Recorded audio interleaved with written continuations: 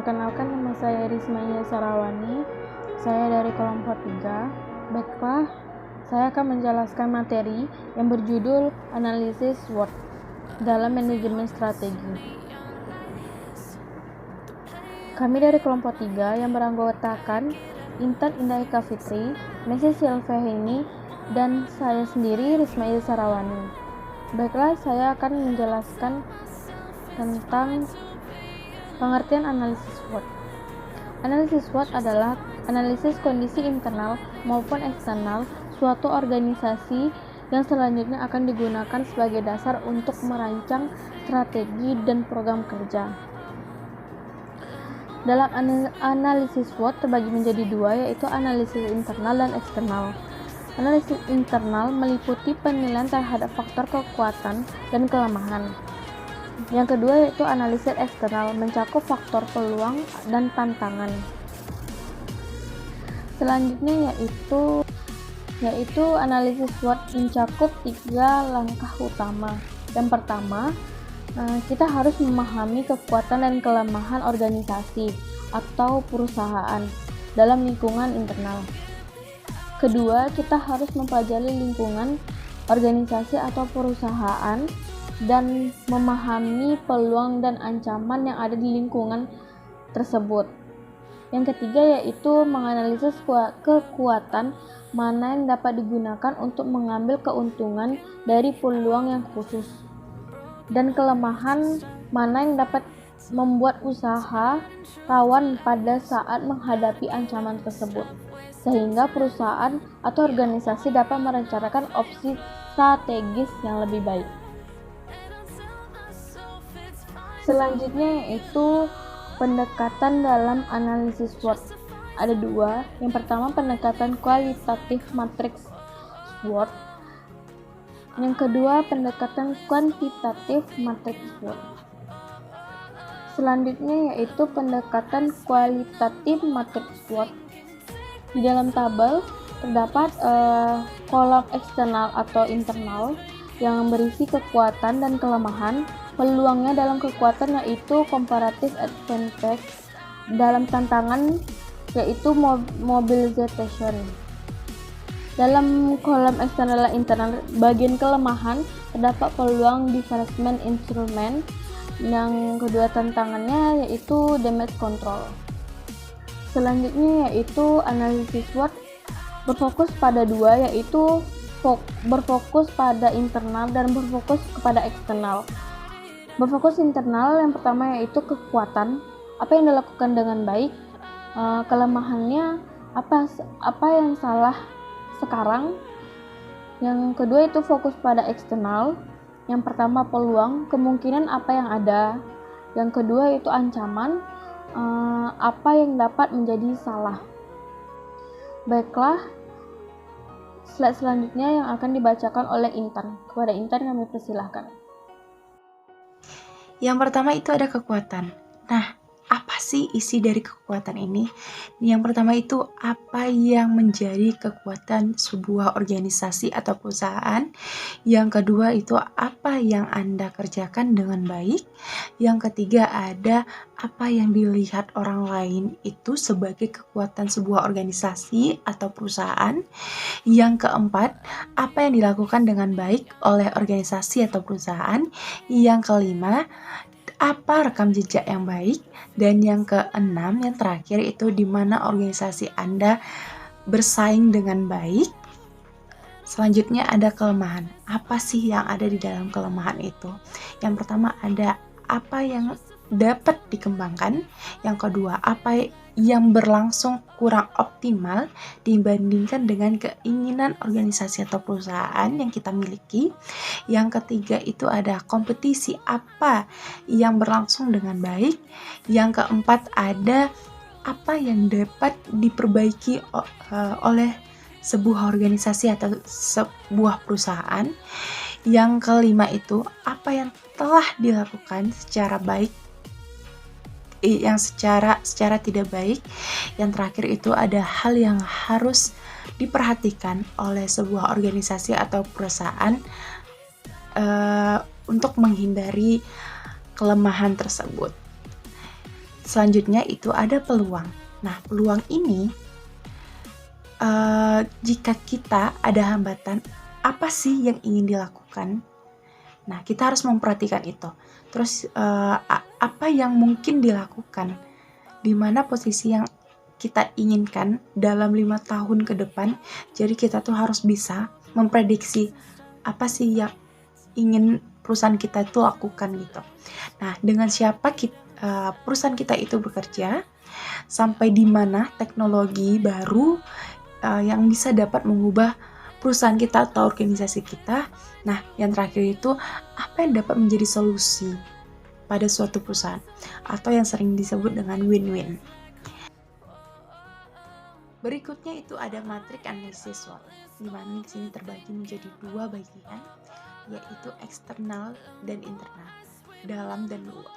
Nah, di mana di eksternal sendiri itu terbagi menjadi 2 bagian, peluang, tantangan, serta kekuatan dan kelemahan, atau yang disingkat itu SWOT ya. Yang kedua itu ada internal. Nah, di internal juga sama dengan di eksternal, ada peluang, tantangan, kekuatan, dan kelemahan. Nah, untuk di peluang itu sama dengan kekuatan. Strategi SO gunakan S untuk memanfaatkan O. Nah, untuk di tantangan gunakan S untuk menghindari si T. Nah, T sendiri itu adalah tantangan. Nah, kita disuruh menggunakan kekuatan untuk dapat menghindarkan si tantangan. Nah, untuk di kelemahan dan peluang itu menghilangkan menghilangkan kelemahan agar kita dapat memanfaatkan si peluang. Dan yang terakhir itu ada meminimalkan si kelemahan untuk dapat menghindari si tantangan. Oke, selanjutnya itu ada pendekatan kuantitatif analisis SWOT, di mana data SWOT kualitatif itu dapat dikembangkan secara kuantitatif melalui perhitungan analisis SWOT yang dikembangkan oleh Parse dan Robinson. Nah, sehingga bisa diketahui secara pasti posisi sebuah organisasi yang sesungguhnya atau yang sebenarnya. Oke, selanjutnya itu ada tahapan-tahapan dalam penyusunan analisis SWOT kuantitatif. Nah, di mana itu ada mengkuantitatifkan tabel EFAS dan IFAS. Nah, yang kedua itu memberikan skor dan bobot pada setiap faktor yang telah teridentifikasi, baik pada faktor internal, yaitu ada kekuatan, kelemahan, dan faktor eksternal itu ada peluang dan hambatan. Dan yang ketiga itu ada mengalihkan skor dan bobot pada setiap faktor SWOT. Nah, yang keempat itu ada melakukan pengurangan antara jumlah total faktor S dengan W. Nah, di mana selanjutnya itu akan menjadi nilai atau titik pada sumbu si X, dan faktor O dengan T yang selanjutnya menjadikan nilai atau titik pada sumbu Y. Yang terakhir itu ada mencari posisi organisasi atau usaha yang ditunjukkan oleh titik X, Y pada kuadrat SWOT. Nah, selanjutnya itu ada contoh tabel IFAS, di mana di sini ada penjumlahan atau total atau contoh ya. Ini ada kekuatan, tabel kekuatan, ada skor, yaitu skornya 1 sampai 10, terus ada bobotnya itu 1 sampai 4, serta total. Nah, di sini di mana nanti totalnya itu selisih total kekuatan dikurangi dengan total kelemahan. Nah, dapatlah si X-nya gitu. Selanjutnya itu ada tabel IFAS, itu kurang lebih sama dengan tabel yang sebelumnya. Di sini yang mana akhirnya itu adalah selisih total peluang dikurang total tak hambatan, yaitu O dikurang T. Dapatlah si Y.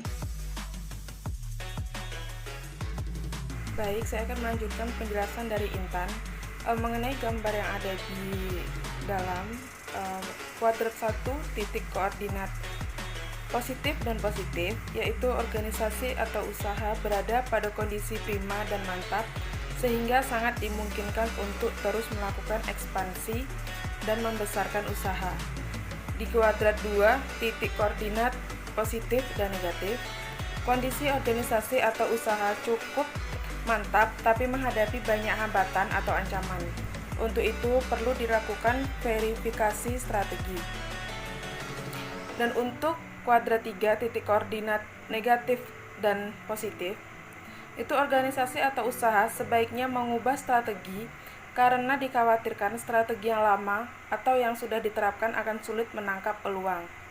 Dan untuk kuadrat 4 titik koordinat negatif dan negatif, organisasi atau usaha disarankan untuk menggunakan strategi bertahan sambil terus berbenah, memperbaiki diri, menata kinerja internal, meningkatkan kompetensi SDM, dan lain-lain, sehingga kondisi perusahaan atau usaha tidak semakin jatuh.